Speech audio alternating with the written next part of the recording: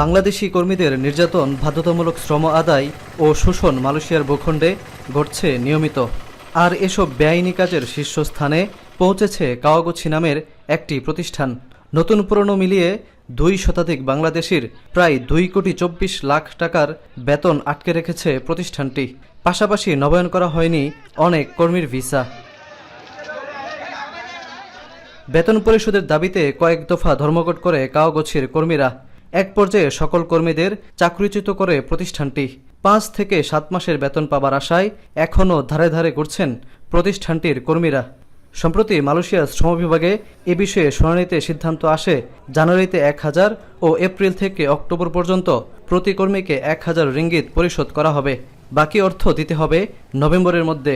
এ সময়ের মধ্যে নতুন কর্মসংস্থান খুঁজে দেওয়ার প্রতিশ্রুতি দিয়েছে শ্রম বিভাগ। যদিও এমন সিদ্ধান্তে নির্ভর হতে পারছেন না ভুক্তভোগীরা। আমাদের নতুনদের কলিংয়ের লোকদের 5 মাসের স্যালারি এবং পুরানদের 7 মাসের স্যালারি আটকে দিয়েছে। বর্তমান সময়ে আমরা এবং আমাদের পরিবার বেঁচে থাকাটা অনেক কষ্টের। ভুক্তভোগী প্রবাসীদের অভিযোগ, সার্বিক বিষয় জানার পরেও কোনো পদক্ষেপ নেয়নি হাইকমিশন। যদিও দেশটিতে নিযুক্ত হাইকমিশনার জানান, দীর্ঘদিনের সমস্যা সমাধানের কাজ করা হচ্ছে। তাদের উদ্বেগ আছে, উৎকণ্ঠা আছে। তারা তাদের বেতন ভাতা, বেকারত্ব, অনেক কিছুর কারণে অনেকের মধ্যে স্বাভাবিক অবস্থার মধ্যে তারা নেই। এই বিষয়গুলোর ব্যাপারে আমাদের এনগেজমেন্টও খুবই অ্যাক্টিভ ছিল, সবসময় থাকবে। উন্নত জীবনের আশায় মালয়েশিয়ায় এসে ঋণের জালে আটকে যাচ্ছেন অনেকে।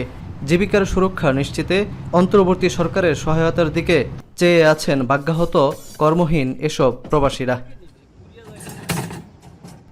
শাহরিয়ার তারেক, এখন মালয়েশিয়া। একনল হ্যান্ড ওয়াশ 100% প্যারাবেন ফ্রি, তাই নিরাপদ হাতের জন্য আস্থা রাখুন একনলে।